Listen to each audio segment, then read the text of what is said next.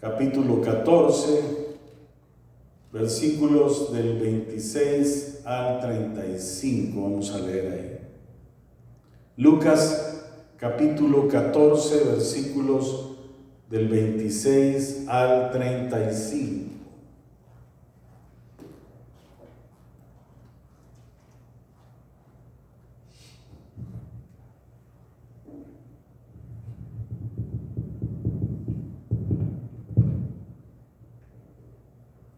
Muy bien. Dice la palabra de Dios: si alguno viene a mí y no aborrece a su padre y madre y mujer e hijos y hermanos y hermanas y aún también su propia vida, no puede ser mi discípulo. Y el que no lleva su cruz y viene en pos de mí, no puede ser mi discípulo. Porque ¿quién de vosotros, queriendo edificar una torre, no se sienta primero y calcula los gastos, a ver si tiene lo que necesita para acabarla? No sea que después que haya puesto el cimiento y no pueda acabarla, todos los que la vean comiencen a hacer burla de él, diciendo: este hombre comenzó a edificar y no pudo acabar. ¿O qué rey, al marchar a la guerra contra otro rey, no se sienta primero y considera si puede hacer frente con 10,000 al que viene contra él con 20,000? Y si no puede, cuando el otro está todavía lejos, le envía una embajada y le pide condiciones de paz. Así que cualquiera de vosotros que no renuncie a todo lo que posee, no puede ser mi discípulo. Buena es la sal, mas si la sal se hiciere insípida, ¿con qué se sazonará? Ni para la tierra ni para el muladar es útil, la arrojan fuera. El que tiene oídos para oír, que oiga. Gloria a Dios. Estamos en Lucas capítulo 14, versículo 26 en adelante. Vamos a orar. Señor, gracias por esta palabra. Habla a través de mis labios. Te lo pido todo en Cristo Jesús. Amén. Gloria a Dios. Pueden tomar asiento. Vamos a estar desarrollando hoy el tema: ¿qué significa ser un discípulo de Jesús? Y dígame que el tema es muy representativo de lo que somos nosotros como iglesia, porque nuestra iglesia precisamente se llama Iglesia Discípulos de Cristo. Somos bautistas, pero ese es el nombre de la iglesia. Entonces, deberíamos nosotros de saber qué es un discípulo, ¿verdad? Y no solamente eso, sino el verdadero significado de ser un discípulo. Entonces, vamos a estar desarrollando este tema hoy. ¿Qué significa ser un discípulo de Jesús? La palabra discípulo significa alumno. O sea, nosotros somos alumnos de nuestro Señor Jesucristo. Él es el maestro, nosotros somos los alumnos. Ahora, en esta porción de la Escritura que estamos hablando de Lucas capítulo 14, en el contexto, hermanos, hay una comida con gente selecta. Y luego, posteriormente, nos movemos a las multitudes. Entonces, estas multitudes, pues, por afecto, o por interés, o tal vez por curiosidad, seguían al Señor Jesús. No sabemos, muchos de ellos lo hacían por motivos muy serios de corazón, pero algunos otros estaban viendo a ver qué podían sacar de bueno. La multitud a lo mejor quería escuchar algo diferente a lo que estaban escuchando, porque ahorita que leímos esta porción de la Escritura, como que no se oye así muy agradable, por así decirlo. Quizás ellos estaban esperando otra cosa. Miren lo que dice: si alguno viene a mí y no aborrece a su padre y madre y mujer e hijos y hermanos y hermanas y aún también su propia vida, dice, no puede ser mi discípulo. Algunos a lo mejor estaban esperando que dijera: si alguno quiere venir en pos de mí para ser mi discípulo, entonces va a tener riquezas en abundancia, honores en abundancia y éxito en todas las cosas que ellos se presenten. Pero en la realidad se tiene que hacer todo lo contrario. Vamos a ver esto en más detalle. En primer lugar, algo que nos pide el Señor para que seamos verdaderos discípulos de Él es que nos desprendamos de lo que más queremos. A veces estamos aferrados a ciertas cosas, aferrados a un amor, aferrados al amor de la familia, amamos a nuestra familia con todo nuestro corazón, y eso no está mal, pero el Señor dice: primero tengo que ser yo, y luego después todo lo demás. Y es ahí donde nosotros debemos de desprendernos de eso que más queremos. Usted no va a ser sincero en su resolución a menos que ame más a Cristo que a nada ni nadie más en este mundo.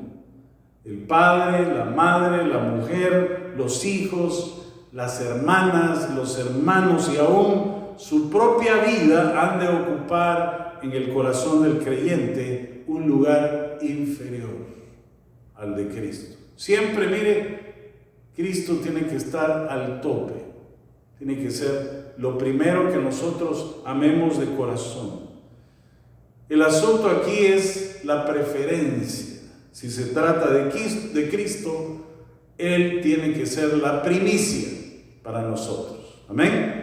Cuando nos encontramos con Jesús, frecuentemente nuestra sintonía con la familia como que cambia un poquito, ¿verdad? Yo recuerdo que cuando conocimos a Cristo con mi esposa, pues la familia fue lo primero que se nos echó encima, ¿verdad? Empezando por los papás de mi esposa. Se hizo un pleito ahí, todos encima de nosotros, ¿verdad? Y a veces, mire, la familia lo pone a prueba uno. O somos nosotros o es tu iglesia, le dicen, no. ¿Sí o no? Mire, nadie se odia a sí mismo, sino que tendemos a amarnos a nosotros mismos. Pero no podemos ser discípulos de Cristo a menos que le amemos más a Él que a nosotros mismos. Así de sencillo es esto. En los momentos de tribulación, a menudo somos probados en cuanto a esto. Asimismo, también en los momentos de bonanza, cuando es fácil fijarnos en nosotros, cuando hemos alcanzado logros, cuando tenemos éxito, cuando hemos llegado a tener cosas materiales, así como también cuando llegamos a ser desposeídos de todo esto. Siempre Cristo tiene que ocupar el primer lugar en nuestra vida. Así que lo primero sería desprendernos de lo que más queremos y poner en la prioridad número 1 al Señor. Amén. Número 2. ¿Qué otra cosa tienen que estar dispuestos los discípulos a hacer? Deben estar dispuestos a llevar lo más pesado. Dice Lucas capítulo 14, versículo 27. Y el que no lleva su cruz y viene en pos de mí, no puede ser mi discípulo. Mire, no es corriente, hermanos, el hecho de que un creyente sea literalmente crucificado. Sin embargo, todo creyente tiene que llevar su cruz y estar contento, no solo resignado a que los mundanos muchas veces, mire, se rían de nosotros, nos pongan apodos, nos digan de una manera, nos digan de otra manera. El llevar la cruz, hermanos, era parte del castigo que aquel que iba a morir de esa sentencia tenía que cumplir. Con esto los romanos pretendían hacer un testimonio público que mostraba la sumisión al imperio romano. Aquel que cargaba su cruz y que en esa misma cruz iba a ser crucificado, estaba mostrándole al mundo que estaba sujeto a un imperio que era el imperio de Roma. Y además advertía a los observadores que debían someterse también. Eso era lo que básicamente Roma quería demostrar. Y esta comparación es importante porque nos muestra que todo aquel que quiere ser el discípulo del Señor tiene que someterse a Él. Y esto es lo más difícil, hermanos. La sumisión es algo que nosotros los seres humanos estamos como en contra. No nos gusta someternos. Y mire, esto es algo importante. Cuando estamos sometidos a Cristo, el que manda no es yo, sino que es Él en mí. Pero hay que llegar a lograr eso, hermanos. Cuando nos sometemos al Señor Jesús y damos testimonio de su misión, los demás llegan a entender esto. Miran el testimonio y entienden. Y dicen, bueno, este está sujeto al Señor, tiene un buen matrimonio, tiene buenos hijos, le va bien en todas las cosas. ¿Por qué? Porque hay sumisión, estamos sometidos a Cristo. Entonces, seguir a Cristo, hermanos, significa sumisión total, inclusive a estar dispuestos a morir en un momento determinado. Algunos piensan que llevar la cruz es tener sufrimientos, o algunos dicen, mi cruz es esta mujer que Dios me dio. Y eso no es cierto, ¿verdad? No es cierto. La cruz es la sumisión al Señor. Amén. Ese es el verdadero significado. Cuando el Señor le dice, lleve su cruz, ¿qué quiere decir? Sométase a mí. Amén. Número 3. Ahora, el discipulado también tiene un costo. Es mejor no comenzar que no seguir adelante después de haber empezado. ¿Se ha fijado que en la Escritura se habla de aquellos tibios? Los tibios, dice el Señor, que los va a vomitar de su boca. O es mejor ser caliente, o sea, estar, ¿verdad?, con anhelo por el Señor, o ser frío, aquel que no conoce de Cristo, que estar en medio, ¿verdad? Entonces es mejor, mire, conocer al Señor y servirle de todo corazón que volverse un cristiano frío, ¿verdad? O tibio, por así decirlo. Entonces, esto de un costo tiene que ver con perseverar. La perseverancia es lo que nos lleva a la victoria. ¿Por qué? Porque muchos a lo mejor conocieron a Cristo cuando eran unos niños. Y ahorita ya tienen 40, 50 o 60 años conociendo a Cristo. Y va a ser toda una vida, ¿verdad? Hasta que el Señor venga y nos lleve. Entonces se trata de perseverancia.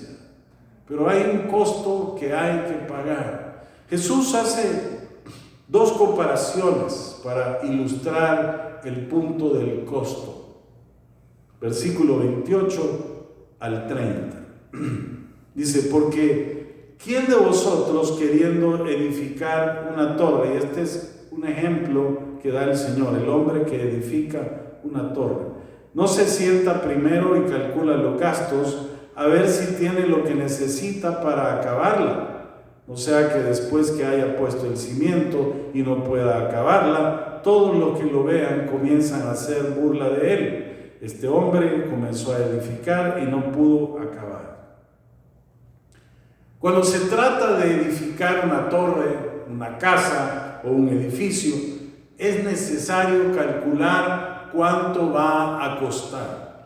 Debemos ajustar esa obra al presupuesto de nuestro bolsillo. La vida de un discípulo lleva un costo. sacrificio, abnegación, vigilancia, pérdida de la popularidad entre los demás o entre la gente. Porque eso llega a pasar. A mí me pasó cuando yo me convertí en un cristiano, cuando conocí a Cristo. Mire, todos mis amigos se fueron. Me quedé sin amigos. Y déjeme decirle que tenía una pacotilla como de unos 10 matrimonios, con los cuales siempre estábamos en fiesta, ¿verdad? Pero eso, cuando conocí a Cristo, se acabó, ¿verdad? O sea, se pierde la popularidad. ¿Por qué? Porque la palabra de Dios es así, ¿verdad? Al principio, como que la gente tiende a alejarse de nosotros. O sea, tiene un costo, hermanos. El costo muchas veces no nos gusta.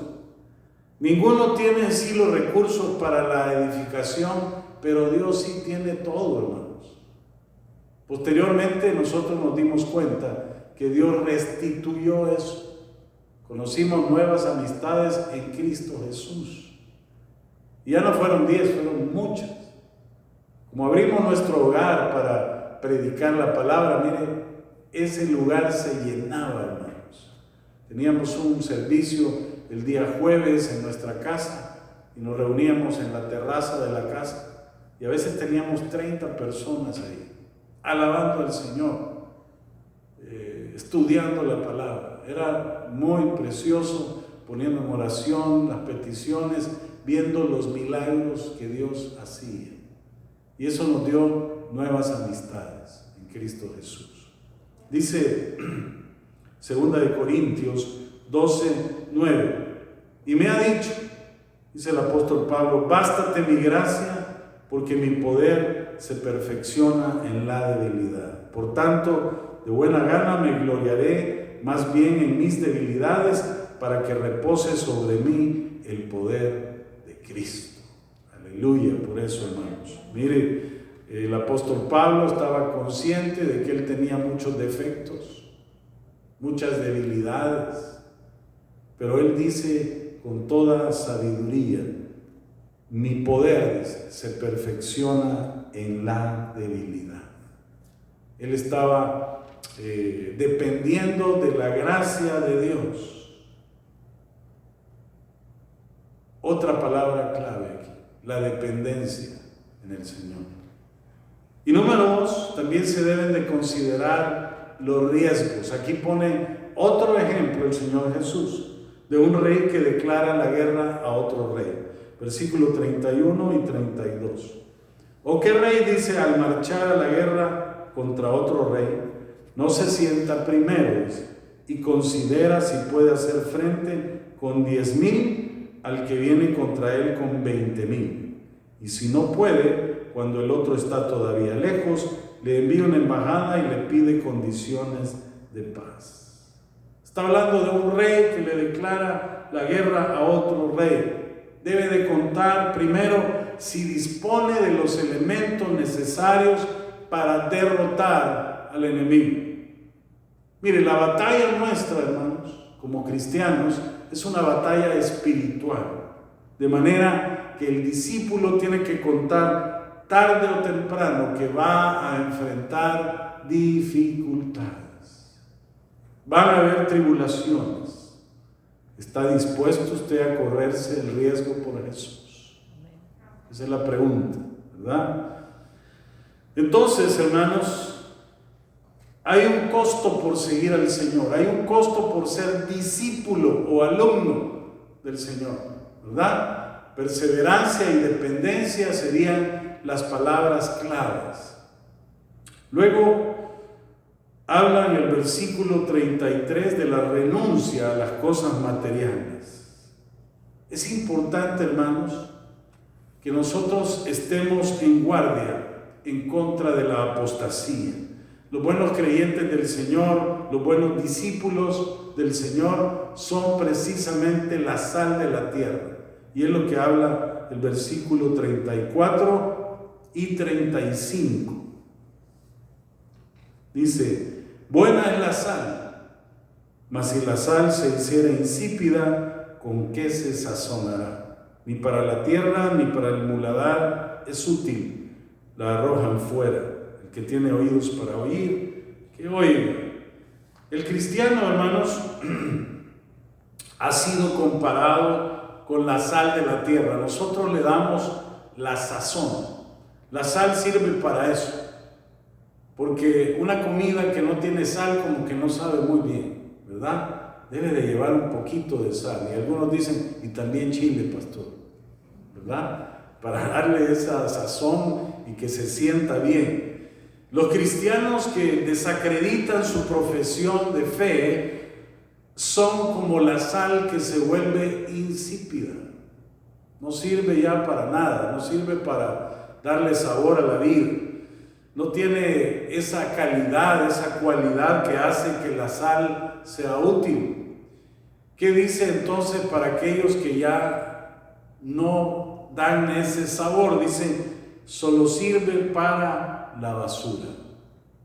Algo que me llama la atención es que aquel que niega la fe y no se recupera, dice, ¿con qué será sazonada? Aún el estiércol, hermano, sirve de abono a la tierra. Ayuda el estiércol, o sirve de combustible muchas veces. Pero el más perdido criminal quizás está más cerca del reino de Dios que aquel que es un falso protestante o un falso cristiano. Si no, dése cuenta cómo el ladrón que estaba a la par del Señor tuvo la oportunidad de entrar al reino de los cielos, ¿verdad? Y habían allá alrededor un montón de religiosos que se golpeaban el pecho, ¿verdad? Y hablaban y oraban en voz alta, todos los saduceos, los fariseos, los religiosos de la época, pero estaban insípidos, no servían para nada. Es lo que trata de decir el Señor. Por tanto, dice, lo arrojan fuera. Algo, además, que como discípulo usted no debe de olvidar, y es lo que le mencioné al principio. Usted es un alumno de Jesús. Amén. Por lo tanto, si usted es un alumno, quiere decir que el aprendizaje nunca va a terminar. Va a durar por toda su vida. Mientras usted esté sobre la faz de la tierra, va a seguir siendo un discípulo del Señor. Así que no se crea, ya que tiene un doctorado, una maestría, que lo sabe todo. Está equivocado, porque el que lo sabe todo se llama Dios. Amén. Y digo esto porque, mire, yo soy uno de los más afortunados. Dios me ha dado la oportunidad de poder estudiar y pude sacar desde hace 3, 4 años la maestría. Me llegó el cartón esta semana. Y hermanos, no me voy a gloriar con eso. ¿Por qué? Porque yo soy el que menos sé en el reino de Dios. Yo sé que cada día, mire, que me siento a estudiar la palabra, aprendo una cosa más. Cada día. Entonces, cada uno de nosotros debe de tener ese sentido, ¿verdad? De ser alumnos del Señor y no creernos más de lo que somos. Amén. Vamos a orar, hermanos. Padre, te damos gracias por darnos la explicación esta noche de qué significa ser un discípulo tuyo, un alumno. Gracias, Padre. Sabemos, bendito Dios, ahora que los discípulos del Señor tienen que desprenderse de aquello que más quieren en esta vida. Puede ser un esposo, una esposa, una madre, un padre, unos hijos, una familia, etcétera, etcétera. También tenemos que estar dispuestos a llevar esa cruz, que no son calamidades, no son precisamente tribulaciones, sino en la sumisión a ti, la dependencia a Cristo, estar sometidos al Señor y mostrárselo al mundo. Y número 3, también saber que el discipulado tiene un costo. La perseverancia y la dependencia son importantes, Señor. Ayúdanos a ser perseverantes en tu palabra. Ayúdanos a depender de ti. Ayúdanos a ser humildes y a entender, Señor, que no lo sabemos todo. El único que lo sabe todo eres tú. Gracias, mi querido Jesús. Bendigo hoy a cada uno de mis hermanos que están aquí presentes y los que han podido estar estudiando la palabra a través de esta transmisión en Instagram, Facebook y en YouTube. Te damos las gracias por todo lo que estás haciendo y lo que seguirás haciendo. En el nombre de Cristo Jesús. Amén.